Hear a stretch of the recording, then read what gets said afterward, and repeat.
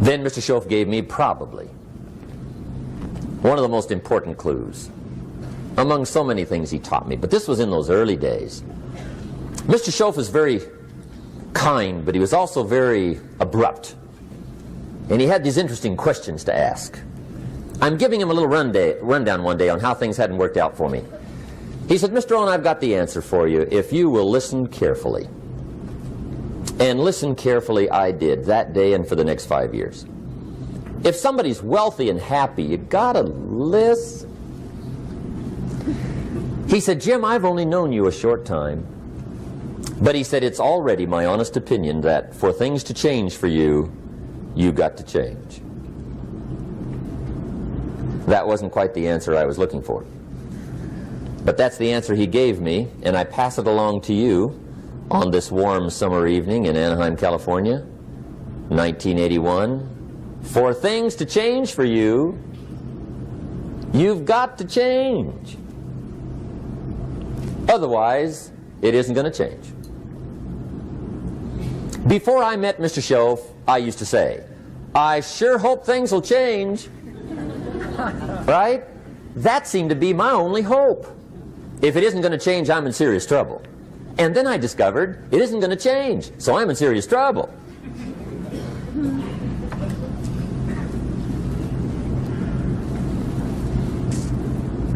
See, I can tell you what the 80s are going to be like. You have dropped into the right place. I did a seminar one time for Standard Oil executives and management in Honolulu. And we're having a conference one day on this big conference table. And one of them said to me, Mr. Rohn, you know some fairly important people halfway around the world. What do you think the 80s are going to be like?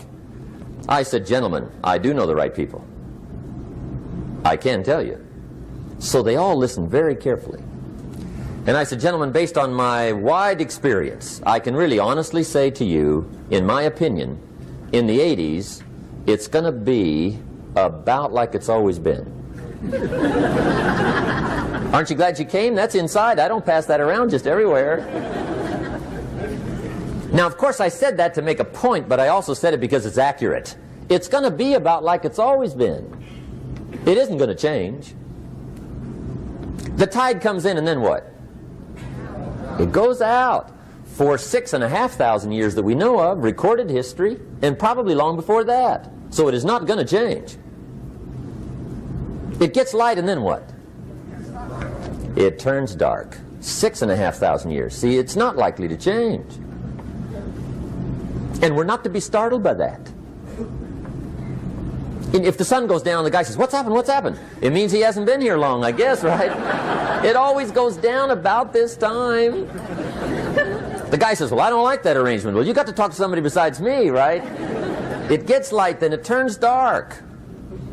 In rotation, the next season after fall is what? Winter. Pray tell, how often does winter follow fall? Every year regularly for the last 6,500 that we know of. See, it is not going to change. Now, some winters are long, and some are short, and some are hard, and some are easy, but they always come right after falls. It isn't going to change. Sometimes you can figure it out, sometimes there's no way to figure it out. Sometimes it goes well, sometimes it gets in a knot. Sometimes it sails along, sometimes it gets in reverse. See, that's not going to change. The last 6,000 years reads like this: opportunity mixed with difficulty. That's how it reads. It isn't going to change. The man says, well, if it isn't going to change, how will my life ever change? Answer, when you change. And whether I'm talking to high school kids or business executives, my message is always the same. And it goes like this: the only way it gets better for you is when you get better.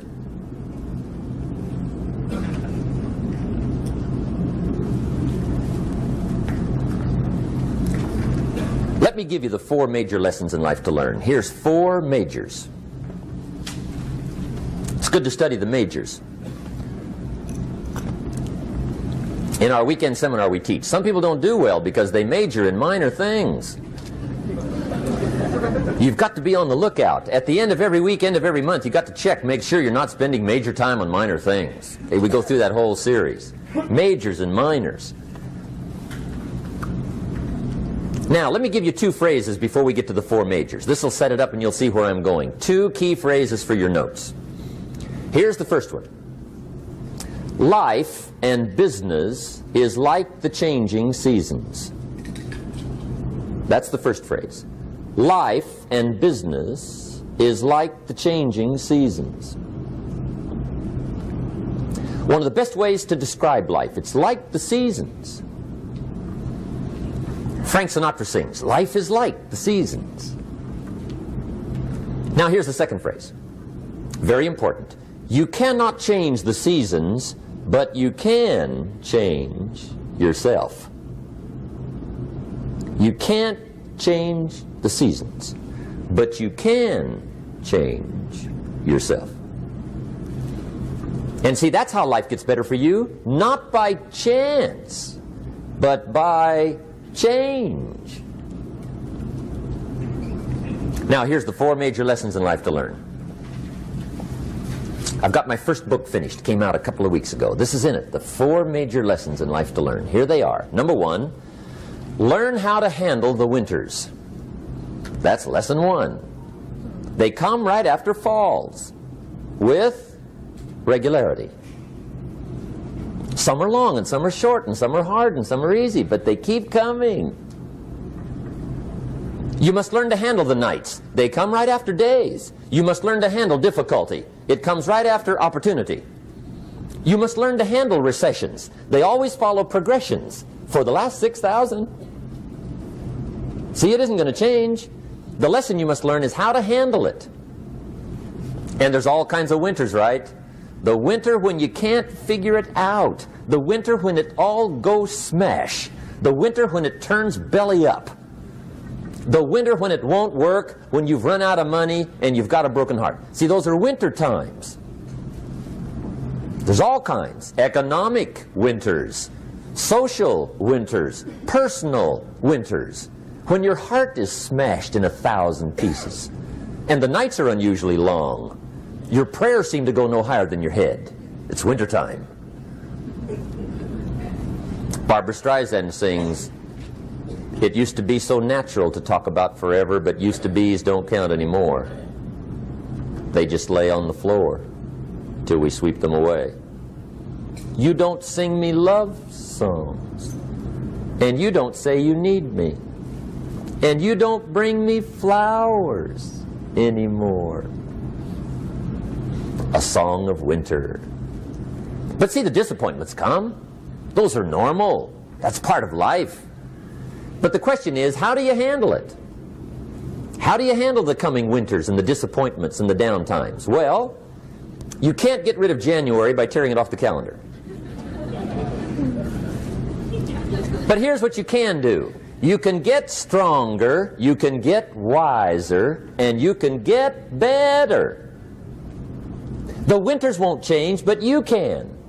And that's how life changes for you. See, before I understood, when it was winter, I used to wish it was summer. I didn't understand. When it was hard, I used to wish it was easy. I didn't know. And then Mr. Schoaf gave me a part of his very unique philosophy when he said, "Don't wish it was easier, wish you were better." See, that triggered my whole life change. Don't wish for less problems. Wish for more skills. Don't wish for less challenge. Wish for more wisdom. That's the key. So that's lesson one. Learn how to handle the winters. Here's lesson two. Learn how to take advantage of the spring. That's the second one. Spring is called opportunity. And spring follows winter. What a great place for it. If you were going to put it somewhere, that'd be the place to put it, right after winter. And pray tell, how often does spring follow winter? Every year with regularity, 6,000. You can almost count on it. See, opportunity always comes. Days follow nights. Isn't that terrific? Opportunity follows difficulty. But here's what you must learn to do. Underline these two words in that key phrase. take advantage. Underline those two. You must learn to take advantage of the spring. See, just because spring rolls around is no sign you're going to look good come fall. You got to do something with it. In fact, you have to get good at one of two things in life: planting in the spring or begging in the fall. Or get somebody to do it for you. See, those are about the only alternatives. Now here's what else you must do. Take advantage of the springs quickly, because there's only a few. Just a handful of springs have been handed to each of us. They don't come forever. Life is fairly brief. So you got to read every book you can get your hands on what to do with your springs while they're here. And take advantage, they soon run out. The Beatles wrote, "Life is so short." And for John Lennon, it was extra short. But life is brief. Elton John sings, "She lived her life like a candle in the wind." It's brief. So whatever you're going to do with your life, you got to get at it. Don't just let the springs pass. Here's the third major lesson in life to learn. Learn how to protect your crops all summer. You got to take care of what you start. Sure enough, as soon as you've planted your garden in the spring, the busy bugs and the noxious weeds are out to take it. And here's the next bit of truth. They will take it unless you prevent it. And that's the third major skill to learn. You've got to learn to prevent the intruder from taking all the good you start. It's one of the challenges. Here's two key phrases under number 3. First one, all good will be attacked. On this planet. Maybe not the next one we get to, but on this one, all good will be attacked. Every garden will be invaded. Not to think so is naive.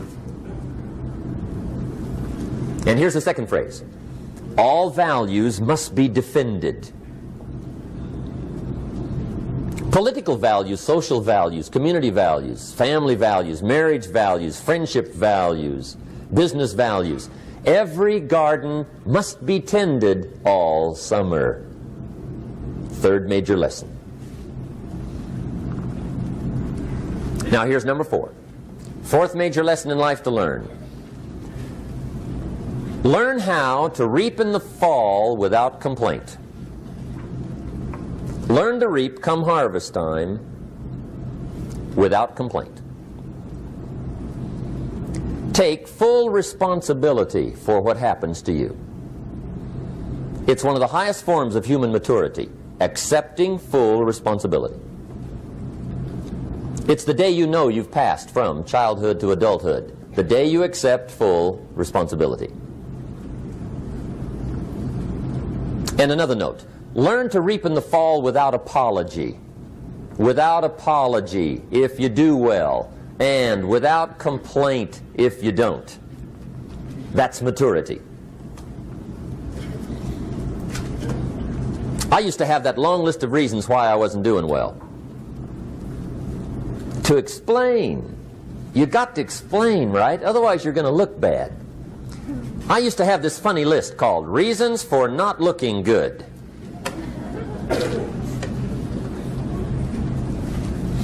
I used to blame the government.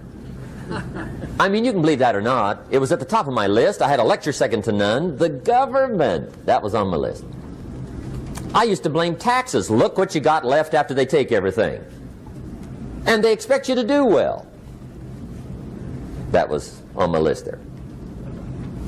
Prices, that one's easy, right? You walk into the supermarket with $20, come out with a little half bag. So I had that on my list. I used to blame the weather. I blamed the traffic. I used to blame my car. I blamed the manufacturers. I used to blame the company. I blamed company policy. I used to blame the training program. I blame my negative relatives. They were always putting me down. I blame my cynical neighbors. They're just selfish, looking out for themselves. Won't loan you money? They were on my list.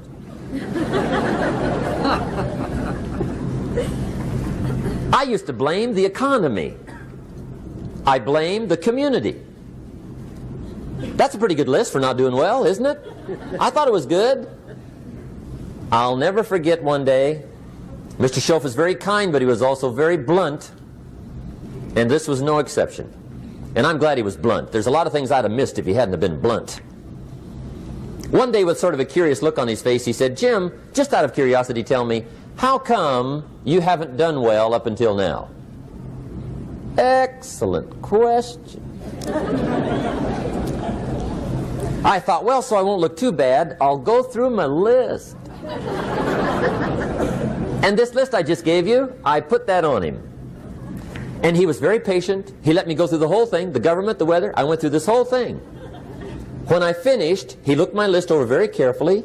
He said, "Mr. Rohn, big problem with your list. You ain't on it."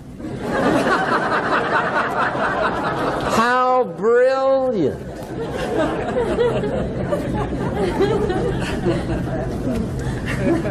When I went to work for him a few months later, I learned very quickly to tear up my list, reasons for not doing well, and I threw it away. And I got me a fresh piece of paper. And I put one word on it. Me. There's a Black Heritage spiritual that says, "It's not my mother nor my father, nor my brother nor my sister, but it's me, O Lord, standing in the need of prayer." See, I used to blame everything outside. And then let me give you a little philosophy that helped turn my life around. For your notes, here it is. It's not what happens that determines the quality or the quantity of your life. It's not what happens. And the reason is because what happens happens to about everybody. No different. The sun went down on all of us last night.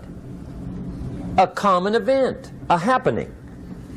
And I found out that the same things can happen to two different people. One gets rich and one stays poor. Why is that? It's because it's not what happens, but rather it's what you do that changes everything. So that's a key phrase. It's not what happens, it's what you do. What happens is about the same. You might put that in parentheses here. Same. What people do, that's what's different. Anything can happen, right? Everything can happen. I've heard all the stories. I've been one of the stories. Hey, we could all tell stories all night long, right? Happenings. Anything can happen. Have you heard of Murphy's Laws? Anybody here heard of Murphy's Laws? Okay, most of you have. Murph had these laws. One of them was, if anything can go wrong, it will. That's one of Murphy's laws. He was not one of the great positive speakers of the day. But anyway, it's still true though, right? Anything can go wrong, everything can go wrong. For sure. I've fallen out of the sky so many times. Once to the tune of a couple of million. Devastating. Took me a while to survive that one. Now, it wasn't all that much, but it was all I had. Right? I mean, that's when it's much, right? When it's all you got. If you got 3, 2 go, you got 1 left, you ain't looking that bad. But when it all goes. Has anybody been there when it all went? Anybody? Come on, the rest of you liars. Go ahead. Hey, we've all been there, right? When it all went.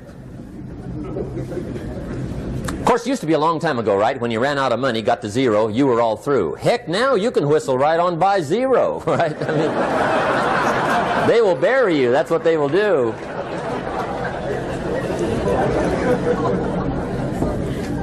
But see, those are the happenings, right? Everything can happen. Anything can happen. But it's not the happenings. It's what you do about it. Somebody says, yeah, but you don't understand the disappointments I've had. Come on. Everybody's had their share. Disappointments are not special gifts reserved for the poor. Everybody has them. The difference is what you do about them. It's not the weather. I used to blame the weather, and I discovered it rains on the rich. So see, that won't help. Two men wake up one morning, there's a rainstorm on. One of them looks out his window, sees the rainstorm, and he says, "Wow, what a storm! With weather like this, they can't expect you to go out and make sales." He stays home. Same morning, the other guy looks out his window, sees the same storm, says, "Wow, what a storm!" But he says, "You know what, with weather like this, what a great day to go out and make sales. Most everybody will probably be home, especially the salesman."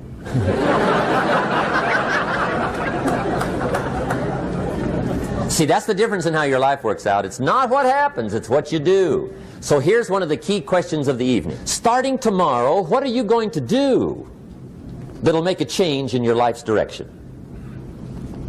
Good question. What are you going to do starting tomorrow that'll make a difference? Now see, if you don't do something starting tomorrow that'll make a difference, guess what? It's gonna be the same. And see, that way you can guess what the next 5 years are going to be like. Look at the last 5.